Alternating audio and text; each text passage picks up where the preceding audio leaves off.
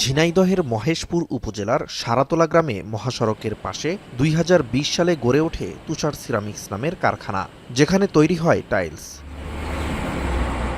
কারখানার পাশের জমিতে চাষাবাদ করেন কৃষক রিপন হোসেন। জানান, কারখানার বর্জ্য ও ধোঁয়ায় নষ্ট হচ্ছে তার ফসলের ক্ষেত। একই অভিযোগ অন্য কৃষকেরও। কোনো চাষ হয় না, ধান করি ভাই ধানের মাথা পুড়ে যায়, কলা করি কলা গাছের মাথা পুড়ে যায়, কোনো আবাদই হয় না ভাই। অন্যান্য আবাদ করলে আবাদ হয় না, পাট আগাম করলে পাট ২-৩ হাত না হওয়ার আগেই মারা যায়। শুধু ফসলই নয়, বিষাক্ত ধোঁয়ার প্রভাবে মারা যাচ্ছে সড়কের পাশের শত শত গাছ। স্থানীয়রা জানান, উৎপাদনের আড়ালে তৈরি হচ্ছে পরিবেশ দূষণ। নিজস্ব বর্জ্য ব্যবস্থাপনা থাকলেও কারখানার ময়লা পানি ও বর্জ্য বের হয় সড়কের পাশের খাল দিয়ে। ময়লা পানি ও রাসায়নিক বর্জ্য খাল দিয়ে প্রবাহিত হয়ে আশেপাশের পরিবেশ দূষিত করছে। এই যে খালটা, এটাও মনে করেন যে মরে গেছে। এই খালটা কিন্তু শহীদ রাষ্ট্রপতি জিয়ার হাতে তৈরি করা খাল।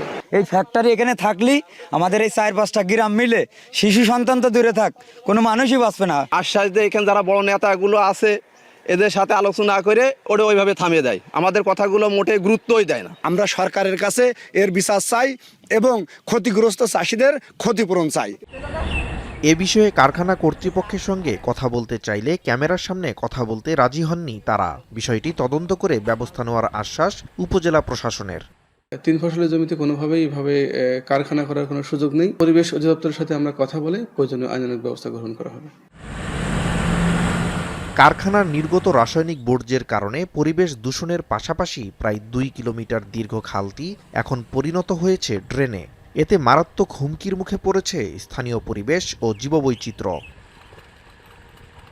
এখন ঝিনাইদহ।